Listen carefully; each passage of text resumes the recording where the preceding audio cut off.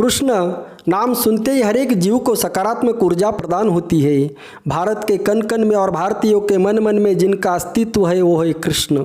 यूँ तो सवाल बहुत है, जवाब भी मिलेंगे, बस सुनते रहो, पहले कुछ बातें तो जान लो यारो। देवों का राजा इंद्र, ऋग्वेद में जो सूक्त है उसके 1/4 सूक्त इंद्र को अर्पित है। उस इंद्र को जाने वाला, पहला निवाला रोक कर गोपालों में बांटने वाला महान व्यक्ति यानी कृष्ण। पिता का नाम वासुदेव और माता का नाम देवकी। पालन किया यशोदा मैया ने। जन्म हुआ जेल में, जन्म लेते ही मारने का आदेश था। जन्म से पहले मारने की पूरी तैयारी हो चुकी थी। जन्म लेते ही माँ बाप से दूर होना पड़ा। उसके बाद अनेकों बार मारने का प्रयास हुआ। हर संकट का सामना किया, लेकिन कोई कंप्लेन नहीं, कोई डर नहीं। कालिया मर्दन करके लोगों की मदद की। देवताओं के राजा इंद्र ने जब आक्रमण किया तो गोवर्धन पर्वत के पास उस इंद्र का पराभव किया। जो किसान दूध दही मक्खन के लिए गाय भैंस का पालन करते हैं, उस पर पहला अधिकार उस किसान का है। यह अपने कृति से समझाने वाला कृष्ण था। जिस वृष्णि कुल में कृष्ण का जन्म हुआ वह एक क्षत्रिय कुल था।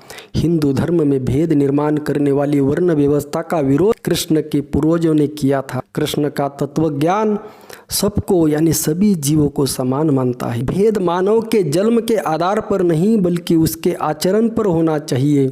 ये संदेश कृष्ण ने अपनी गीता में दिया। मया सृष्टि गुण कर्म विभागशः, मैं ये सृष्टि गुण कर्म के अनुसार विभाजित करता हूँ। जन्म से ना कोई ब्राह्मण है, ना क्षत्रिय है, ना शूद्र है, ना वैश्य है। जन्म से हम सब मानव है, लेकिन हम अपने जीवन में कैसा आचरण करते हैं उसके अनुसार वर्ण होना चाहिए। लेकिन क्या हिंदू धर्म में कृष्ण के इस आदेश का पालन हुआ? तो जवाब आता है नहीं। उसकी वजह से जन्म के आधारित लोगों की पहचान जात और वर्ण से होने लगी और हिंदू धर्म का सबसे अधिक नुकसान हुआ। शूद्रों पे सर्वाधिक अन्याय हुआ और आज भी यह भेद मिटा नहीं है। जो पाखंडी धीरेन्द्र शास्त्री आज हिंदू हिंदू हिंदू का जप करते रहता है, क्या उसे कृष्ण की ये बात पसंद है? तो बिल्कुल नहीं, क्योंकि वह खुद जन्म के आधार पर वर्ण व्यवस्था का समर्थक है। जो लोग दिन रात हिंदू हिंदू हिंदू करते रहते हैं, असल में उन्हें ना कृष्ण से प्रेम है, ना राम से प्रेम है, ना हिंदू धर्म से प्रेम है। उन्हें अपने जाति का वर्चस्व बनाकर बाकी हिंदुओं को गुलाम बनाना है। हिंदू धर्म तभी महान बनेगा जब एक शूद्र जाति में जन्मा इंसान भी मंदिर का पुजारी बनेगा।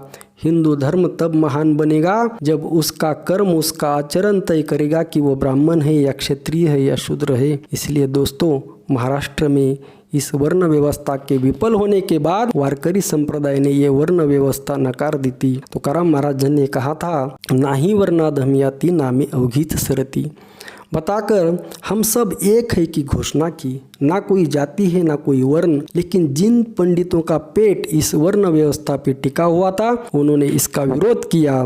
इसलिए सभी संतों का छल हुआ। संत ज्ञानेश्वर महाराज के माता पिता को देह बलिदान देना पड़ा। संत तुकाराम महाराज की अभंग गाथा इंद्रायणी नदी में डुबो दी गई। हिंदू धर्म को महान बनाना है तो हमें कृष्ण के मार्ग पर चलना चाहिए। इसी कृष्ण ने आगे जाकर महाराष्ट्र में विट्ठल का अवतार लिया और उसके दरबार में सब बराबर है। ना छुआछूत है, ना भेदभाव है, ना यज्ञ आदि मानव को लूटने वाले कर्मकांड है। धर्म के नाम पर, ईश्वर के नाम पर किसी से कर्मकांड या अन्य मार्ग से पैसा लेना या देना, नरक में जाना, ये कृष्ण का संदेश है। कहने को तो बहुत कुछ है, अगर सुनने का जिगर है तो बताओ, कभी पूरी बात भी बता दूंगा। अब पहले सवाल का जवाब तो सुन लो। यूँ तो कृष्ण इस धरती पे मानव बन के आए थे, उन्होंने मानवता के लिए काम किया। यूँ कहें तो उनका कार्य, संदेश, फिलॉसफी भगवान से कम नहीं, यानी वो काल्पनिक तो बिल्कुल नहीं थे, बल्कि वे वास्तव में थे। इसलिए अगर आप उनके संदेश का पालन नहीं करते तो समझ लेना आप हिंदू नहीं हो।